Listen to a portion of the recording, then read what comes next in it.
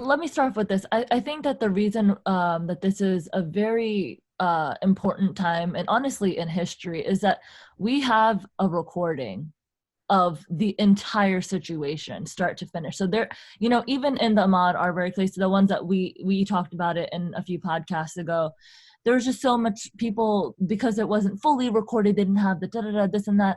People were trying to like tear it apart. In this situation, you saw really the whole situation kind of unfold, and it's hard to That's why I deny called it a murder too, because we are all witnesses to it.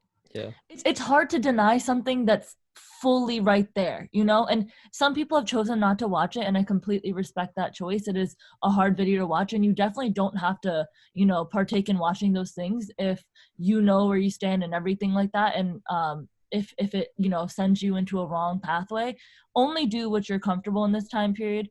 However, there is a lot of rhetoric on the internet that's kind of like, I am feeling bad for George Floyd, but what are they doing with this looting and always that word, but it's always a but. And right there, Frost, you're pointing out a really good point, is that it's taking the focus off of what's important. It's taking it off of what's happening. And so when it comes to real quick on that, like when all of my, so you guys know that I grew up in a very conservative area, so I've been around that type of energy my whole life. My Facebook friends who were saying anything about this issue only came into the picture when it was about the butt. They never said anything about George Floyd, and a lot of them still haven't. They haven't said anything about that.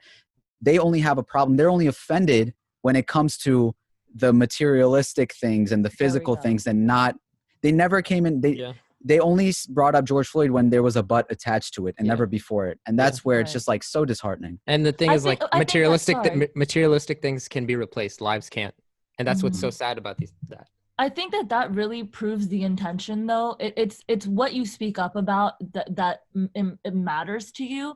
Whatever you're speaking up about is what matters to you. And if you're going to speak up about the rioting and the looting and not the actual situation that's at hand, proves honestly to anybody listening and watching what matters to you. And